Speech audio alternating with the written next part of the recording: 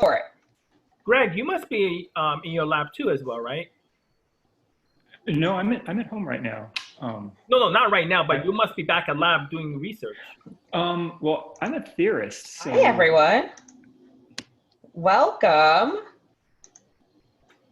And not to interrupt Greg and Sandy, but let's see who's here. I see Carol's already here, Marvin, Livia, Lauren Connell. Hey, we were emailing last week. Arush, hi, Addie. Hi, Welcome, Abigail. everyone. How come you can't see these students? We're looking at the participants tab, the attendees. Oh. Malika, Welcome, Malia, Tiffany. Satya. Hi, Kayla. Hi, Kendall. And we'll give it a couple of more seconds because there are a lot of you registered for this event today, and it's going to take some time to get everyone through. But we're so excited that you're going to spend an hour with us today. Who else is here? Hi, Thomason, Gavin, Kayla, Zeta, Yash. A lot of Emily's. Anybody from Daniel Han High School? Anyone from Daniel Han? Daniel Han High School. Anyone from My Illinois? kids go to Daniel Han. So I think we'll go ahead and get started. So if you were at the kickoff yesterday, welcome back. If this is your first Multicultural Open House event, welcome. My name is Maura Poe. My pronouns are she, her, hers, and I'm one of the associate directors in the Yale Undergraduate Admissions Office. A couple of housekeeping notes before I turn it over to our incredible panelists. I'd like to welcome you to the Diversity of Experience, Research, Resources, and More panel. Please note that you can use the Q&A panel at the bottom of your screen to communicate technical issues, and at an appropriate time, you'll also be able to use that to ask some questions. I have a few colleagues on the back end. Thank you so much, Julian and Eddie and Phyllis, for helping with answering questions. If you can just hold off on your questions for a little bit because they may end up being answered during the beginning of the panel. So you can use the Q&A feature throughout, and if we don't get to your question, you can always follow up. Just a reminder that this session will be recorded and it will be shared after on our website. But I am joined by 5 incredible colleagues who will talk to you a little bit about some of the research opportunities here at Yale, some of the supports for students who are thinking about doing research, and even just what is research. So if I could first have my colleagues introduce themselves very quickly, and then we'll turn it over to Dean Cheng. Good evening. My name is Sandy Cheng. I'm the Associate Dean of STEM Education and Undergraduate Research at Yale College. Hi there, I'm Greg Laughlin. I'm a professor of astronomy here at Yale. Hi, I'm Simone Williams. I'm a junior majoring in astrophysics. Hi, I'm Jada. I'm a sophomore majoring in molecular, cellular, and developmental biology. Hi everyone, I'm Morgan. I'm a senior studying political science and modern Middle East studies. So we want to take this opportunity to show you a couple of different student-faculty pairings in research, and we'll first start with Dean Cheng, and the rest of us are going to fade into the background during Dean Cheng's presentation. So enjoy. So thank you very much, Director Poe, for inviting me to this wonderful event. I'm just sorry we cannot be chatting in person. But anyway, I just want to introduce myself briefly. I was a Yale undergrad not 36 years ago. So I was in the class of 1988. I graduated with a BS in molecular biophysics and biochemistry. And then I went on to do a MD and a PhD, which is called the physician scientist track.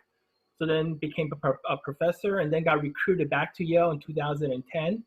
And as a Yale professor, I also teach 2 first-year seminars. So if you ever become a Yale student, you can maybe take a course with me. I would love that. And I also wear a hat as an administrator. As I said, I'm the Associate Dean of STEM Education. And I'm also a Yale parent. So if there's any parents watching this presentation, I'm also happy to talk to you about what it's like to be a parent to a current Yale sophomore. So I want to tell you two things today. One is a little bit about my own research, and the second is how you can get into a research lab if you come to Yale. So my research focuses on these little bits of structures at the ends of all our chromosomes, which are called telomeres.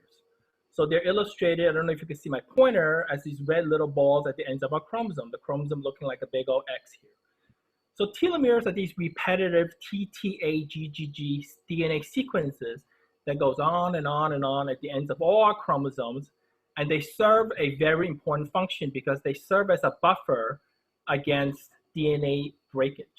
So what happens normally is when telomeres or DNA gets replicated in our cells is that due to a special problem with DNA polymerases, telomeres cannot be replicated completely. So in our normal somatic cells, like your skin cells, telomeres shorten with each round of cell division. So at around 70 times when your cells divide, your cells will stop dividing because your telomeres will get so short. And this is shown here. So in this figure, the blue is a chromosome. Telomere DNA are in these red bars. And you can see with each round of cell division, the telomeres get shorter and shorter and shorter until the shortest telomeres trigger what's called a DNA damage response. This DNA damage response tells the cells to stop dividing. This is actually a built-in clock. So all of our cells have a built-in biological clock that limits the number of times our cells divide.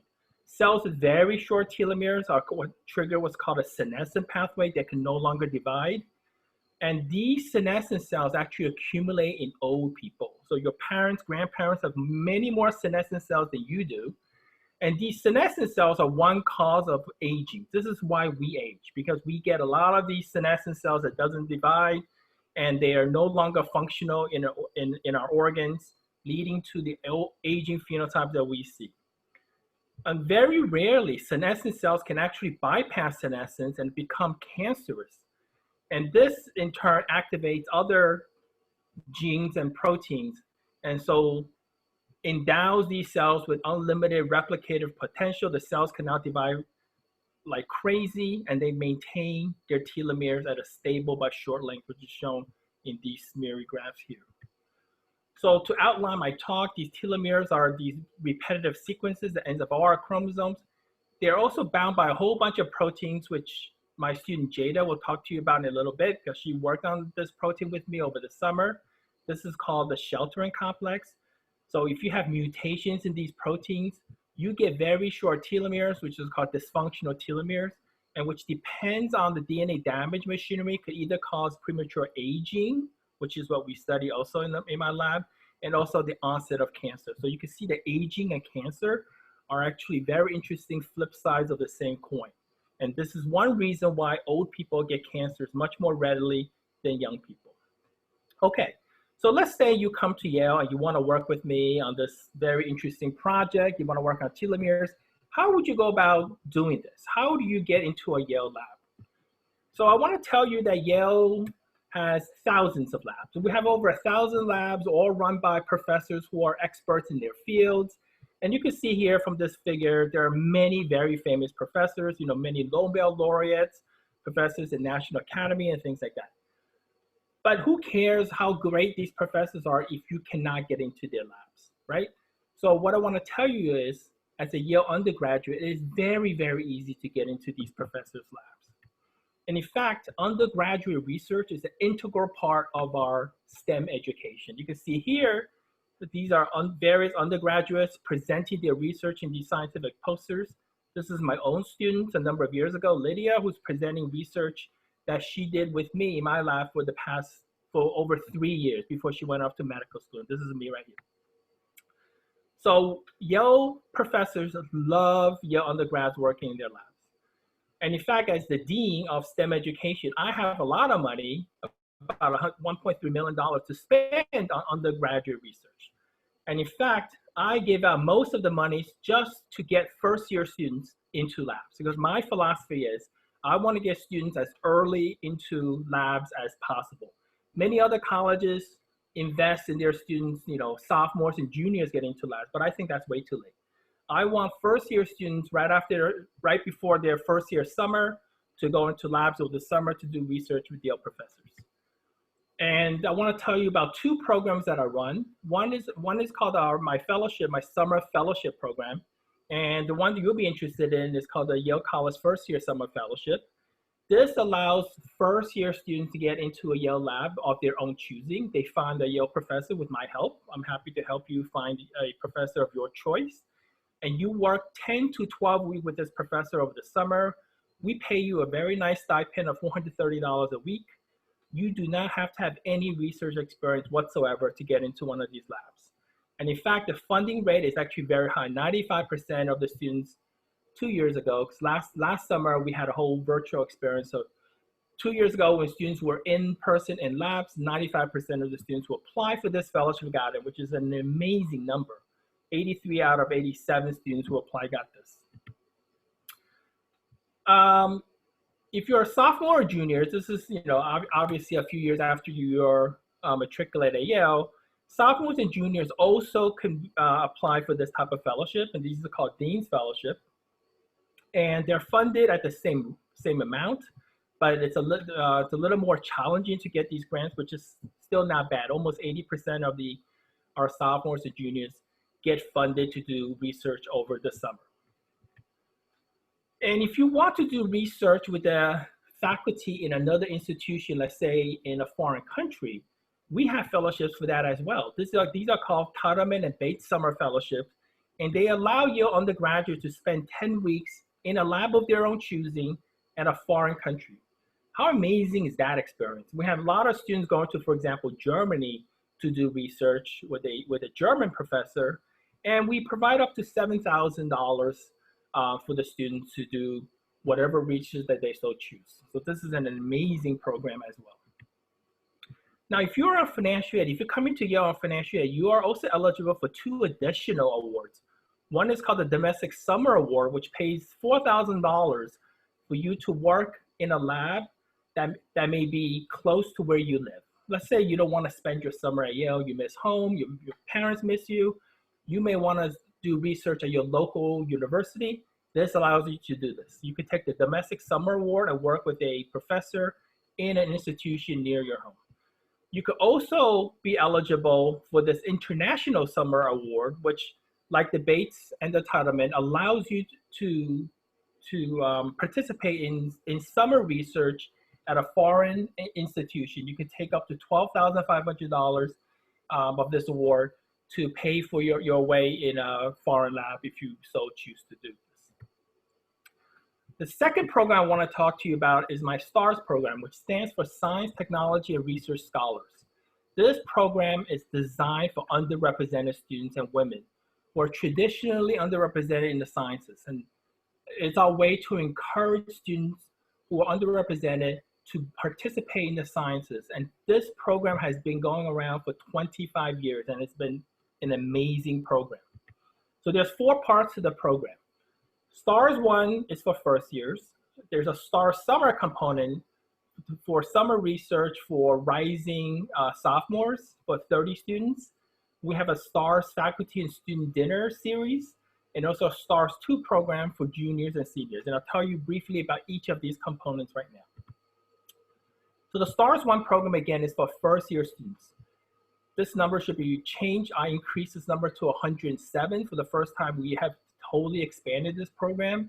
And again, it's for underrepresented and first generation low income students, 50% of which are women.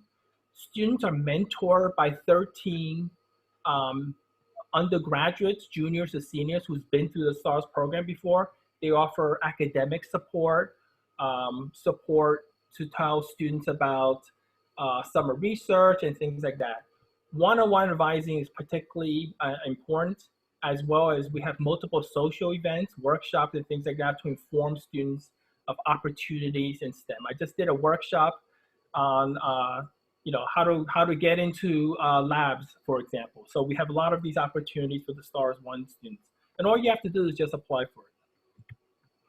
STARS Summer Research is a fantastic program for 30 students. And this is 9 weeks of independent research where you work with a Yale professor. And what's amazing is that you also get a course credit because you take a class, which will earn you 1 credit of yet 1 Yale credit, which you will learn how to read papers and how to present your summer research. And my student Jada, who just did this program, will be telling you more about the STAR summer experience that she just had this past summer. So the students get a $2,500 stipend, and the tuition and room and board are all paid for. I host a STARS faculty student dinner where 30 first years and sophomores actually eat with Yale professors. You know, when we could do this when post-pandemic. So faculty, professors that I invite talk to Yale students about their scientific careers and the challenges they face in a very intimate setting. You know, one professor with 30 students. This is fantastic, offering a lot of lively engagement. In fact, many of the students actually picked these professors to be their faculty mentors. The STARS 2 program is a very unique program that's designed for juniors and seniors who want to do research during their academic year. So the research I've been telling you about are all done during the summer. So here you can actually do research along with taking your classes during your academic year and get paid for it. So these are for 22, actually I've also expanded this program to almost 30 students, 15 juniors and 15 seniors, and over 4 semesters you get 10 hours a week paid for through my department. And we have lots of social and professional development. We teach you how to write personal statements for medical school, graduate school, MD, PhD program, for example.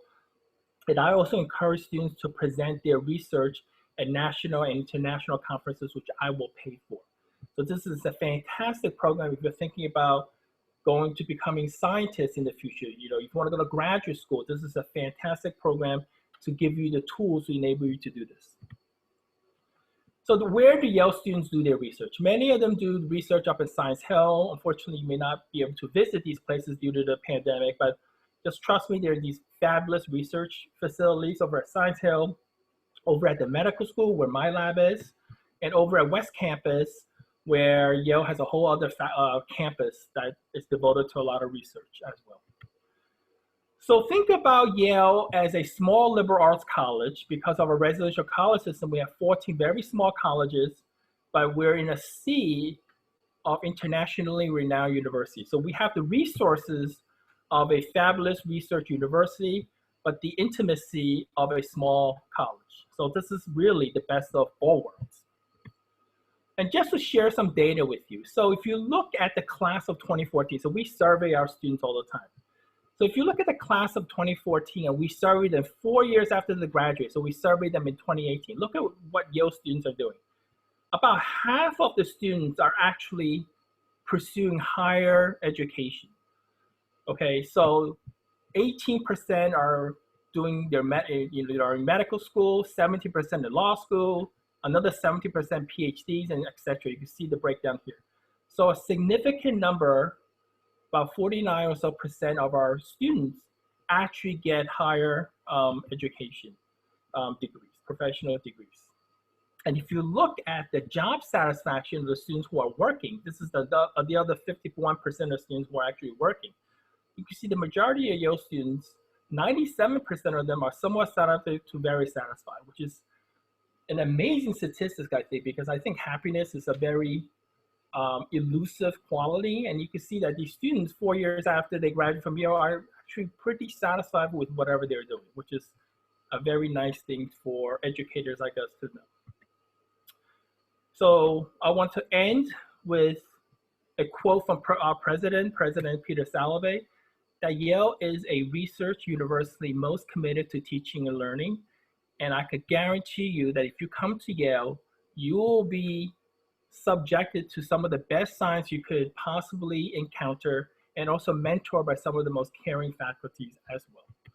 So this is my website. So I invite all of you to explore this website, to look at the various fellowships and research opportunities that I just talked to you about today. Thank you very much.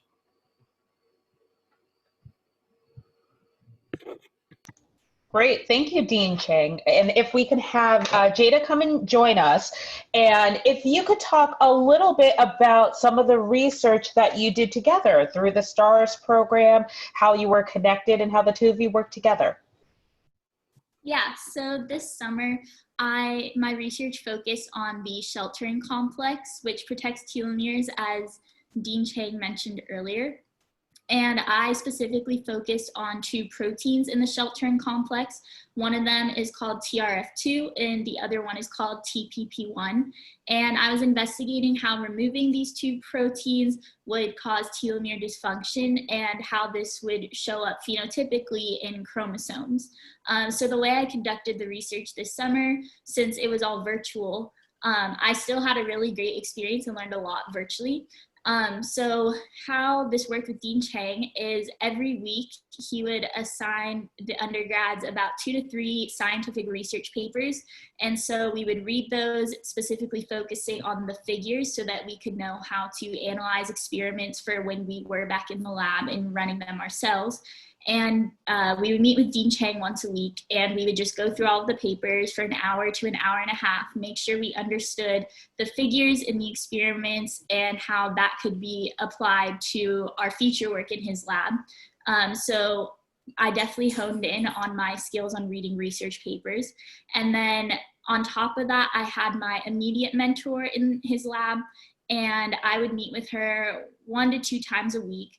And we went over, basically, I mainly did statistical analysis this summer since we weren't allowed in the lab, but she would talk to me about the experiments she had done so that I would know when I was able to conduct them myself in the future. And then every 2 weeks I would present in a lab meeting with the whole lab about the statistical analysis I had done for the past 2 weeks and what I learned from that. And so then by the end of this, I think 9 to 10 week period of being in his lab while doing STARS summer, I had compiled some statistical analysis and all the information I learned about telomere dysfunction. And I made a 15-minute presentation that I presented at the STARS Summer Symposium, which occurs every year once the 9-week STARS period is over. And basically everyone presents a 12 to 15-minute research presentation to the other STARS students and mentors and anyone else who wants to join the symposium. I have to say, Jada gave a terrific presentation. So the reason I took Jada into my class is because she took my cancer class. So remember, I teach 2 first-year seminars, and she took one of them. And she was such a great student that I asked her, I said, Jada, why don't you come and work with me? And she, lucky for me, she said yes. And Jada, did you have any research experience before you coming to my lab? No, I didn't. I remember that's how I actually met you, because the day before move-in day, I met with you to talk about how I had never had research experience. And you recommended Dr. Moreno's research class. So I just learned techniques in that class. And so your lab was my first exposure to research. Yeah, see, the reason why I asked is because Jada was such a good student that I didn't even realize that she didn't have much research experience, because she seemed to know like all the techniques and how to do research already. Even though the research experience was virtual, I had 2 undergrads as well. So the 3 of them, like Jada said, all read papers. They actually got their own data to analyze, and they actually got a lot done over the summer, even though it was a virtual experience. I thought you guys really learned a lot, especially Jada gave a wonderful presentation at the end. And that was great. So hopefully Jada will come back to the lab. We have this experience already. She'll come back to the lab when COVID is over, and then she'll start working, doing research in person. Thank you so much for sharing about your research. And I continue to be amazed at how opportunities still exist for students to do research, even from across the country and across the globe. So thank you so much. If I can now ask for my second research pair to come on in. And I know there has already been at least one question about, oh, is it only STEM research? We are going to talk about other opportunities too, but I'm now joined by Greg and Simone. So I'll turn it over to them. And Hi, everyone. Thank you. So I'm sharing my screen. Okay. So the research that I'm going to be talking about today is called Habitable Planet Stories, and what we are doing is assessing the media's response to New Worlds. So initially, how I got involved in research, for this past summer, I'd applied to a number of different residential research programs, but because of COVID-19, those programs were canceled, and I'd spoken to my advisor, Professor Laughlin, and we had come up with this plan for me to get some research experience, have something to put on my resume. And I no longer had that option. So I sent him an email and just asked for his advice on what I should do this summer because those options were not available to me anymore. And he just said, well, I actually have a couple spaces now because some of the seniors graduated. Would you like to work on a research project with me? And I was a little bit shocked and so grateful. And we met a couple times and came up with a couple different research projects, actually, beginning with this one that I thought was super cool. And that's a really common thing that you'll hear from Yale students, is that it's just as easy as sending an email. Even in my instance, when I wasn't even asking to be a part of research, but I was just asking for help, and I ended up in this amazing research project. So I'll pass it along to my advisor, and he can talk about some of his experience with research in undergrads. Yeah, well, thanks, Simone. So Simone's very modest. In talking to her, she really embodies everything that encompasses the Yale sort of ideal, which has this sort of holistic focus on all aspects of learning and all aspects of intellectual achievement. And another good thing about Yale is that there's time to establish kind of a research project that lasts a number of years. And so Simone was at the summer before her junior year, and so there was time for her to do something really interesting over the next 2 years. And something that is quite interesting is to see that extrasolar planets, the planets orbiting other stars that I study as part of my research and which Simone is now working on, are something that are really interesting to the public. And what we noticed when we looked at the sort of articles that were out there, there's sort of a mismatch between the research that we're doing and the kind of what gets into the popular press. And because Simone has this really broad range of skills and interests, we thought it would be interesting to kind of get meta and look at sort of like the mechanics of how these stories are being presented. And so she's going to tell you a little bit more about how she's done that over the past summer. Absolutely. So here we go. So these are screenshots of titles of a bunch of different news articles about potentially habitable planets that are discovered. And we're talking about habitable planets, we're looking at planets that are just like Earth. So you can see here, this is just a few of the many articles that we were looking at, but this just shows kind of the magnitude of the public interest of finding a planet like Earth, finding a planet that may have life. So each of these is a screenshot from one of the news sites. I looked at 6 different news sites. And all of these are talking about planets that may or may not actually be habitable. That's where the potentially habitable comes in. So after this, we decided to look at a number of factors related to these planets using here we go, an exoplanet catalog through NASA. So I was looking through NASA information to fill up this spreadsheet. This is just a section of the spreadsheet that I came up with. And you can see the planet name all the way to the left and all of these different categories that give us some more information about how potentially valuable this planet was. And Greg wrote this equation that assigns a monetary value to each of these planets based off of the habitability, the value of each planet based on how habitable it could be. So this is just a section of the data that we collected.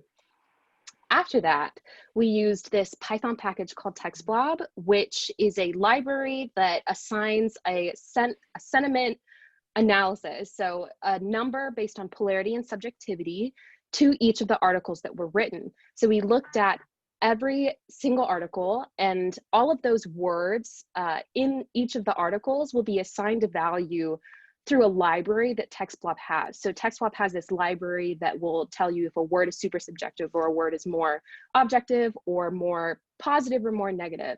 And then it will assign a number based off of that. So using that information, we were able to determine levels of polarity and subjectivity for each of the planets as well as each of the articles.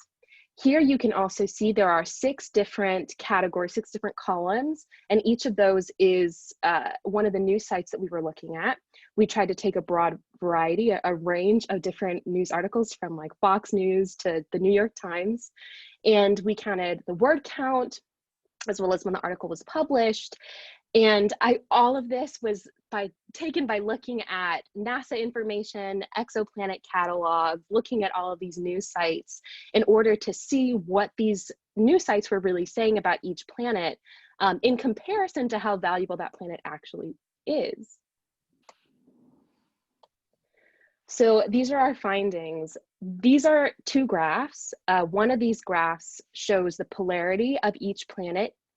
And the polarity, so the graph on the left is the polarity, and the color of each of the dots represents how positive or negative each planet is. So the negative polarity is a lighter color, and the positive polarity is a darker color. And the value of the planet is the y-axis. So the more valuable the planet is, the higher up it is, and the less valuable it is, the lower it is. So the most valuable planet we found was about $1 million, the least valuable, 0. And then for the subjectivity, the colors are also correspondent to the subjectivity. So lighter colors mean more objective and darker colors mean more subjective. The main takeaway from our findings of these graphs is that there really is not there are no significant trends in either of these. There's a best fit line, and the error bars on the best fit line the error margins on the best fit line are wider than the slope of the line, the best fit line. So there has been you would kind of expect a positive trend if over the past 10 years we've been changing or evaluating, evolving the ways that people are looking at exoplanets, but we haven't really seen that, which is very fascinating. Yeah, thanks, Simone. That was a kind of a really cool summary. And what this is showing is something that's really quite interesting and kind of profound, and that is the media and sort of a lot of sort of public and interest in planets is focusing towards finding a twin of Earth. And in doing this analysis, what we've realized is that it's not a sort of a one-way path to a particular destination, but rather what we're finding is that the diversity of worlds that are out there orbiting other stars is much larger than anybody had expected, and much larger than sort of the template that we get from looking in our own backyard at our own solar system. And this gives us a motivation going forward in Simone's next sort of 2 years of research here at Yale to understand why that is. So we realized that the point is not to try to find a Xerox copy of our own world, but rather to understand why our own unique world fits into this huge census, this huge catalog of planets that's out there in the galaxy. And so it's really exciting to work with Simone on a project like this. And I think it really embodies the best that sort of Yale has to offer. We do things that are a little bit outside the box, a little bit unusual, and which really can give you a look that's deeper and very insightful.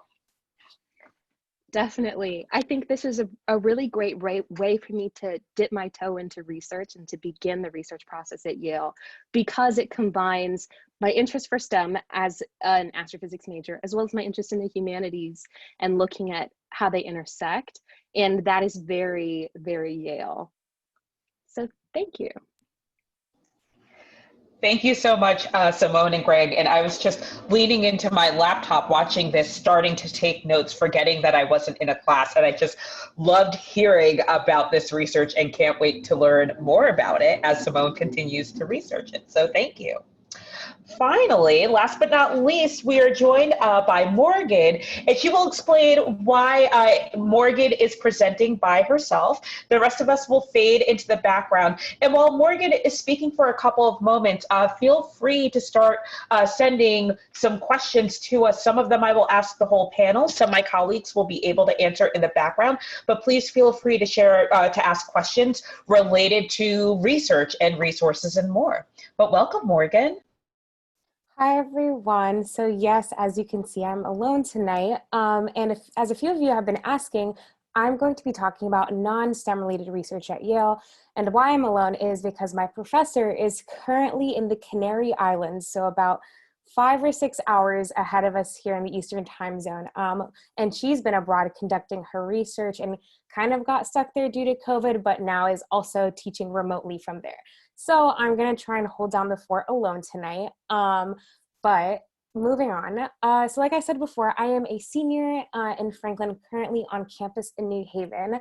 And I first got into research the fall of my junior year, but it actually kind of started in the spring of my sophomore year when I took a class with my professor. Her name is Professor Ada Pepe, and I was in a class called Gender and Citizenship in the Middle East, and that kind of became the basis of our relationship, in which I was in a seminar with her, so a super small class, and basically got to hear a lot about her work, which is primarily taking part in Jordan, as well as a new project she's working on in Morocco.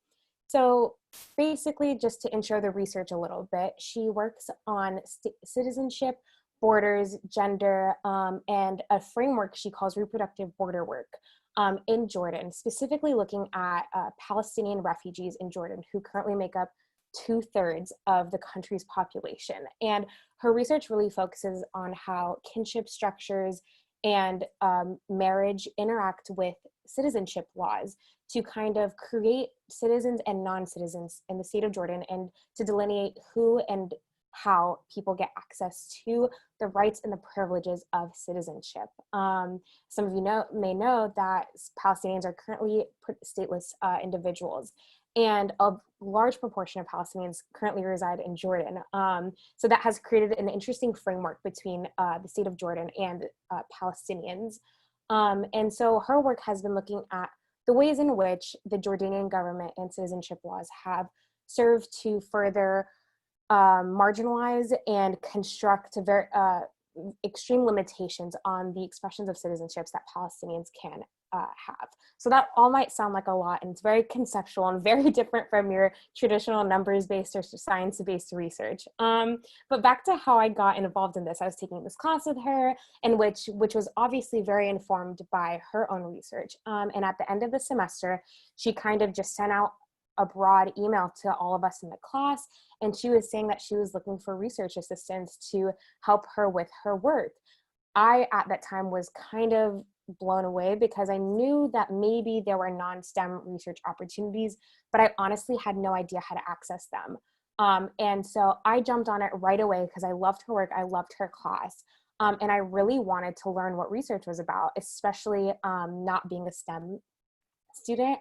Like I said, I studied political science and Middle East studies, so I just didn't really know what research could look like then. So I just responded to her email saying I'd love to work on it, and saying that I would also really love to use my language skills to also help with her research, as she was looking specifically for somebody to also help her research in Arabic. So it ended up that myself and 2 of my classmates, who happen to be 2 of my really good friends, became her research team, kind of haphazardly at the end of the semester. And we had decided that we would start working together in the fall. So in the fall of my junior year is when I really started getting to work with her. And you might be thinking, well, what does it look like to do research if you're not in a lab, or if you're not working with data, for example? And it definitely is very different. So the work that I was doing was primarily research on news. I would also research things specifically in Arabic and translate them for my professor. I would read through reports that were coming out and briefs that were coming out regarding this topic of gender and citizenship and border work, specifically in Jordan and Palestine. And basically the point of doing this kind of work for as my professor is writing a book is that new information and new research is constantly being published.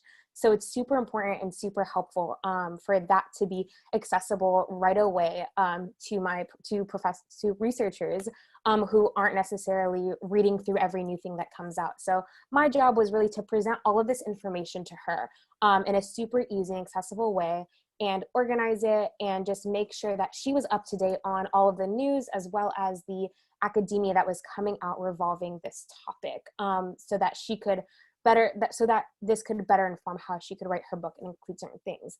My longest ongoing project throughout the year that I was working with her, so I was working from August of 2019 to this August of 2020, was compiling 10 years of marriage and divorce statistics published by the Jordanian government, so that she could then analyze and take this data and look at trends in the relationship between marriage, divorce, and citizenship, and nationality as well. And that's kind of been my longest ongoing project, to deal with all of these numbers and put them together for her. And so that's kind of marked what I've done very broadly. Again, I'd love to answer any questions about non-STEM related research, as I'm sure you guys might have a bunch of them. But with that, I think I'll give it back to Maura. Thank you so much, Morgan. All of these research opportunities are pretty incredible. And I really just thank our panelists for being willing to share a bit of what they're doing here on campus. Now, if my panelists can come on back on screen, it looks like a couple of questions are starting to come in, and I will ask a few to the whole panel. And then again, my colleagues in the background will help answer some of the other questions just by typing answers. So let's start with, I guess, the first question. Is non-STEM research available for students during their first year? Non-STEM research? Non-STEM research, because I think some students heard about STARS and they assumed that the research is only for the STEM research is only for first-year students, but it would be great to hear if anyone knows of some of their classmates or some of their students who did non-STEM research in their first year. I can totally jump in here. So although I said I started kind of my junior year, there are plenty of students who kind of do what Simone mentioned, which is just emailing professors. I mean, right away when you start taking classes at Yale, you'll be blown away by just the incredible research and work that your professors do outside of the classroom and somehow manage being professors and researchers at the same time. So I know plenty of people that once they meet their professors and take a class with them, it's as simple as writing an email saying, hey, I want to learn more about what you're doing. And then from there, again, like someone said, you can just build an incredible relationship. And there are also ways people get involved with research at the law school, for example. And there are other pathways as well that you can get involved. There's always ways to get involved. You definitely don't have to be a junior. You don't have to really have any credentials whatsoever, just a willingness to be involved. Thank you, Morgan. And another question, just thinking about how do students and mentors come up with ideas for projects to work on that they're passionate about? So perhaps Professors Lockwood and Chang can talk a little bit about how, whether the projects were existing already or if students ever come in and say, hey, I have this idea. Yeah, so a lot of times. Go ahead. Sorry, Sandy. Okay, yeah, so a lot of times students do have an idea, or they have an idea of something that they'd like to work on, and I'm always very enthusiastic about that. On the other hand, you know, sometimes it seems a little overwhelming, or you're not quite sure of what you want to do. And in that case, what I like to do is talk to the student pretty extensively, because everybody has different interests, everybody has different skills. And, you know, in a field like astrophysics, there's a really broad range of interesting problems to work on. And so I kind of use my best sense for, you know, what project is going to really capture the imagination of the student who's doing the work. Because if that happens, if their imagination gets captured, then they do extraordinary things. And so that's sort of the art of the science in that regard. I think it also depends on the level of the student is. So if it's a first year student, I think asking the students to come up with a research question is very, very stressful. I mean, we as professors wouldn't expect that. So for Jada, we already have multiple research projects in mind, and I believe I floated a few questions, you know, a few of these things to Jada, and she picked one that she was interested in. But if we have a student like Jada, if she stays in the lab for 3 years, like let's say she's a junior, she will definitely have her own ideas. And then by that time, you know, she can then take her own ideas and start doing her own independent research. So if she has the training and develops an idea at home, of course she could then run with it. I'm very happy for her to do that as well. Great, thank you so much.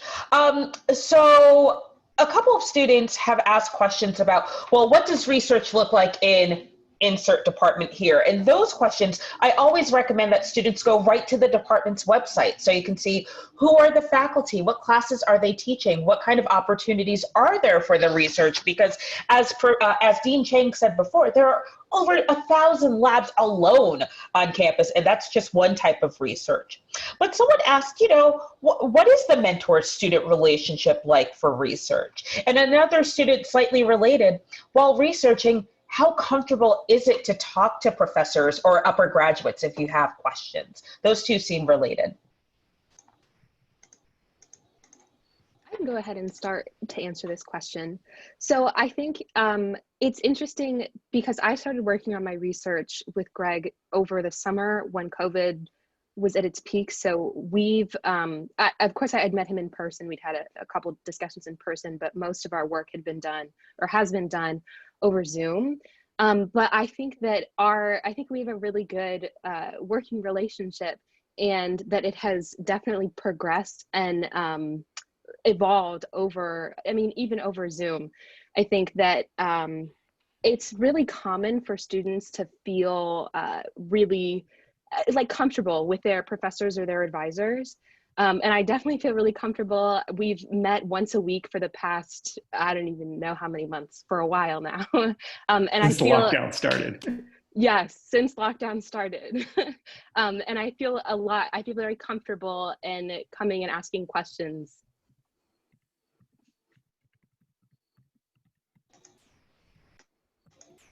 Does anyone else want to chime in? Yes, Jada, absolutely.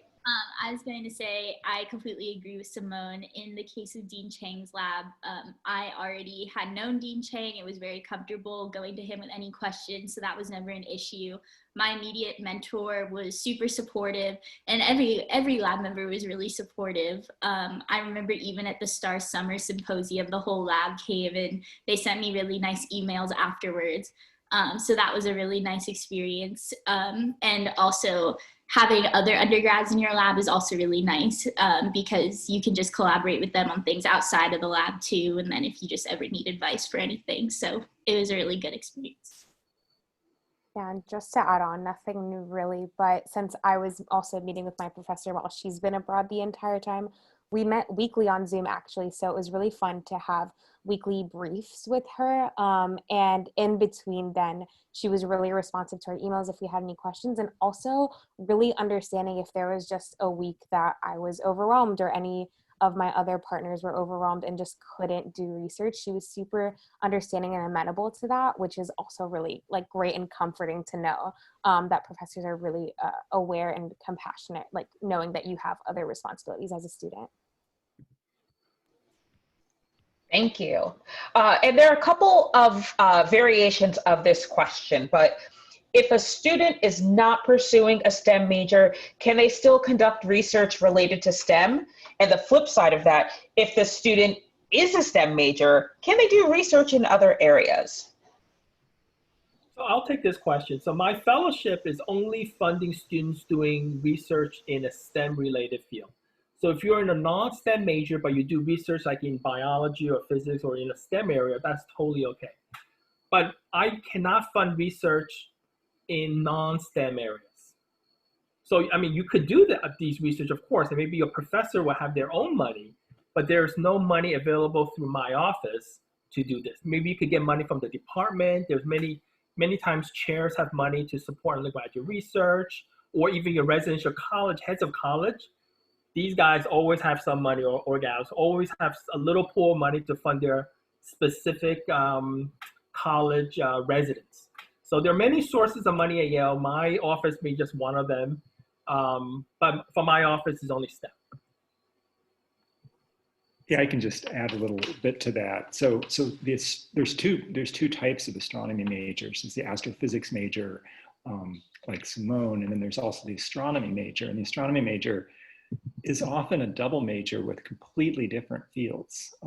Students who want to become lawyers, for instance, some pre-meds, economists, whole range of different secondary fields, double or majoring with the astronomy. And so in fields like astronomy, there's often opportunities to do something in a slightly non-traditional way. And that's a real strength of Yale, is that Yale, sort of focuses on the whole university. And like Dean Chang was saying, there's often sort of pots of money once you're in that can lead to funding for interesting new projects. For things like that, I would really say that Yale likes to say yes. I'm curious, Simone, how were you supported over the summer working in Greg's lab? Did you get a summer fellowship through my office, or did you get it through the astronomy department? That was in astronomy, yeah. Oh, that's great. So that's another source. Fantastic. And I'm going to put a plug in. Of course, all 14 residential colleges are incredible, but I'm a fellow of Ezra Stiles College, along with Dean Chang and Jada. I'm remaining neutral. But I will say, as a fellow, in the fall every year, the head of college invites students who receive funding for research over the summer, and this funding goes across the disciplines. So it's not just STEM funding, but we're looking at social science funding, humanities funding, and it's a range of years also, right? So it may be students after their first year, after their sophomore year, after their junior year. So just to continue to reiterate that research happens across the disciplines. The other thing I do want to reiterate too, because we are getting a couple of questions about this, is just remember, and I think our faculty have done an incredible job of this and our students as well, of explaining how some of the strengths of Yale.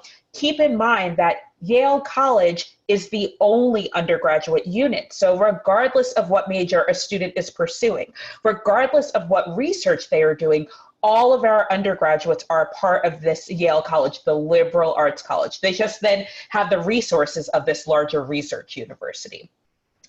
So another question from here, if I want to partake in research in global health, is there a certain process that I need to go through to do this research abroad and supported by Yale? And I think one thing I would say is that for any sort of research, there isn't just one process to go about it. Yes, global health is one of the interdisciplinary programs here on campus, but unlike some universities where there's, say, an undergraduate research program, where you have to apply to that program, and that's the only way you get to do research, and it's a very prescribed way of doing it, that's wonderful. But here at Yale, I think some of our panelists talked about how it may just be as simple as asking your residential college dean, talking to a professor, talking to a head of college, just to say, hey, I'm curious about these opportunities.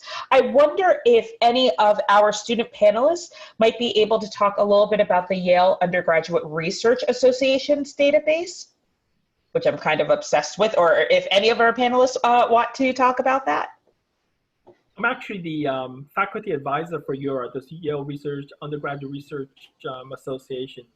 And so this student organization generated an amazing database in which they have, I would say, most of the Yale faculty's little bio sketches in there. So all you have to do is just type in a little keyword, and if you type in maybe habitable planets, Greg's name will come up.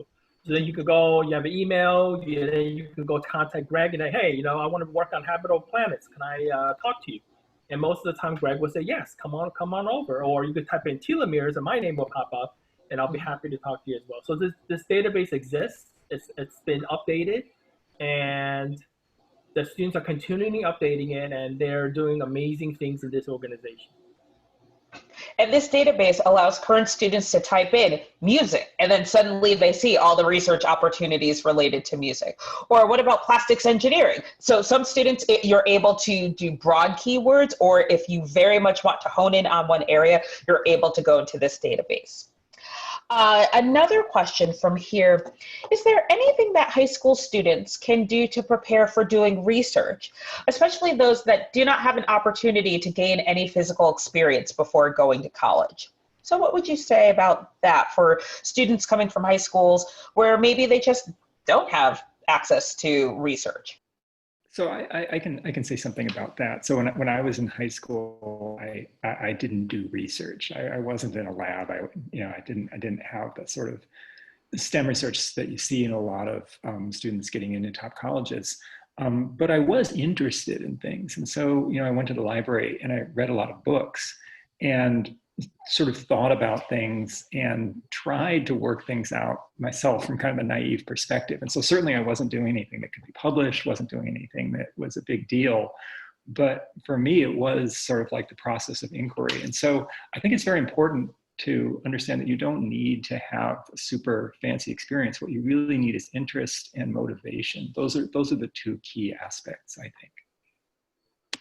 Well, another thing I would like to add to that is when I was in high school, so I'm assuming that there's a lot of New York City kids zooming in on this. Is that right, Maura? I don't know what the demographic is. There are a lot of New York City kids, but California was coming in hot also, even with the time zone change. So when I was in high school, I actually was able to go and participate in summer research as a high school student in Columbia University. So they have all these, and also Rockefeller University, they have all these summer programs for high school students. So if you're interested in that, there are a lot of universities with high school programs, especially over the summer, that you could potentially look into, especially if you're only a freshman or a sophomore in high school. Maybe Does Yale have any programs like that, Sandy? If you don't mind mentioning any high school programs like this. Michigan started with a program like this. You can actually apply for and get funding. Cornell, Columbia, Rockefeller, New York City, Mount Sinai, all have summer programs for high school students. And many of them have high school programs for underrepresented students. So please look up these places near where you live and apply to them. Cold Spring Harbor, another place in New York City, Long Island, has an amazing program for high school kids. So if you're interested, and if you live near that place, you may have to do a little commuting. Stony Brook has a program for high school kids over the summer. They take like 80 high school kids in a very, very amazing program of the physical sciences and the biological sciences. So again, New York City areas, I can't say that for other cities because I'm not familiar with them. But other national places like Michigan, MIT, Stanford, all have programs that you can apply for as high school students. Now, as Greg said, you do not have to do these things. But if you're interested and you're able to, I think it's a great way to get started in some summer research. Yeah, and as Maura has just pointed out, we do have an astrophysics program for high school students, which is It's quite cool. It's run by Michael Faison and takes place at our observatory. It's right here on campus. It's not a huge telescope, but it is a bona fide observatory that can take bona fide data and really do interesting things. And that you can just walk to easily on campus. From the SSP program. So there's a program called the SSP. Summer Science Institute sponsored physics, and there's one in bio. I think the one bio is Indiana University, so you can apply to that. The one in physics is in Arizona State. I forget which one. But anyway, these are, again, summer programs. You could do astronomy, you could do bio, related things. SSP. Thank you. And just like that, we're just about out of time. And I would like to thank, first of all of our panelists for joining us and sharing a little bit about what they're doing here on campus. And I'm going to ask them one last question for the whole panel. And I'd also like to thank all of you for joining us this evening. Again, this will be recorded and we will put this video on the Multicultural Open House website within the next few days. But for all of my panelists, and I think maybe we'll start, I'll just say the order that I see on my Brady Bunch screen: Morgan, then Simone, then Jada, then Greg, then Sandy. Thinking about the high school seniors who are zooming in, all 300 plus guests that we have here, are there any pieces of advice that you would share with them, whether it's about thinking about research or thinking about how I get involved with research, or maybe something you wish you had known when you were a senior in high school related to what you're doing now? So Morgan, we'll start with you. Yeah, I guess the first thing I would say is just don't worry. That seems very basic, but don't stress out. A lot of people think of research as maybe something you just need to add on to your resume, or like make sure you check off on a list before you get to college or while you're in college and before you graduate. But that's not true. I think thinking of research in that way can be really toxic and can make it actually really stressful. So instead, just if you're interested and you do find opportunities, certainly take them, but don't think that your life is going to be over because you didn't do research before college. And while you're in college, you're going to be surrounded by a ton of opportunities. So take them if you want to.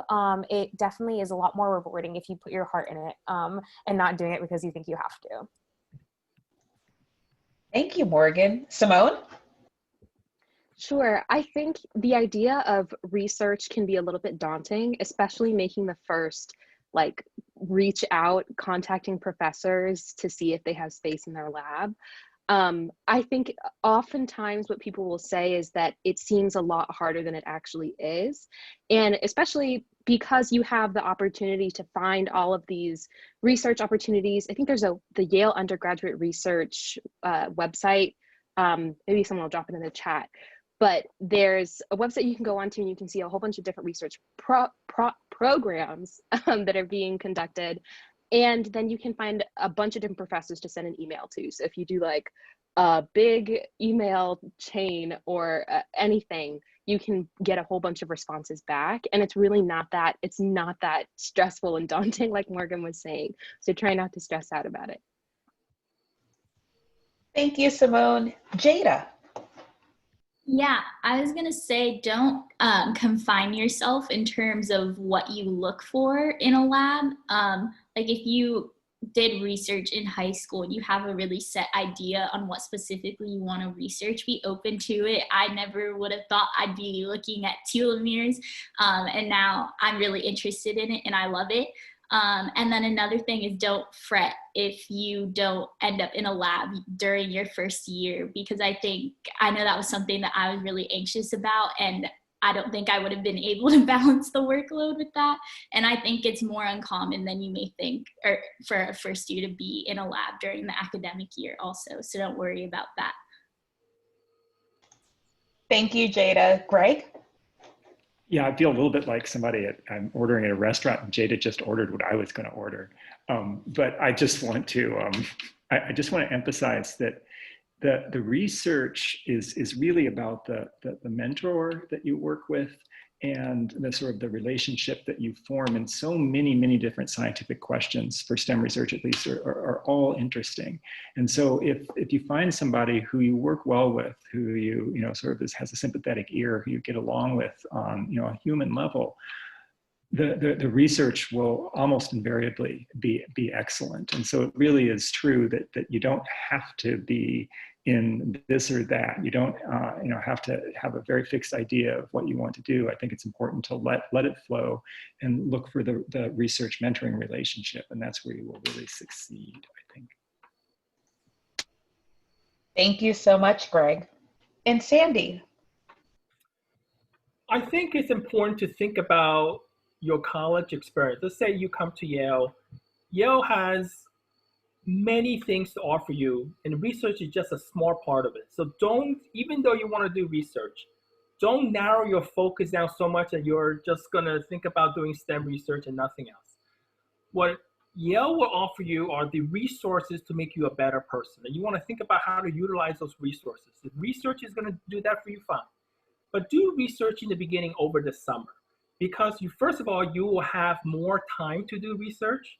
You will not be, doing research along with your coursework, which is always very stressful. You can apply for funding. It's always good to be supported financially to do some research. And you have a great group of friends doing research with you over the summer. But leave the academic year, especially your first and second years, to your coursework, to your other extracurricular interests. Don't just be geeking out in a lab.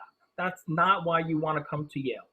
You want to come to Yale because of the humanities that has to offer, as well as the STEM program, okay? So you want to be a well-rounded person with the Yale education. You're not going to be coming in to be just working in a lab.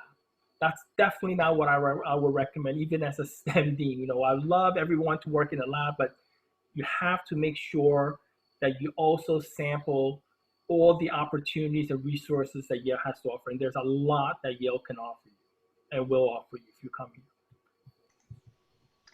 Thank you so much, and a big round of applause for our panelists. Thank you again for spending some time with us this evening. For those of you who are tuning in for other events, tomorrow is our Asian American Cultural Center open house. Wednesday is our Who's Taking Care of My Student panel. Thursday, La Casa Cultural will have their open house, and Friday Night Lights will be our Student Life panel. So hopefully we'll see many, if not all of you there. Until we meet again, thanks for joining us. Be well. Be healthy, be safe, and take care. Bye, everyone. Bye.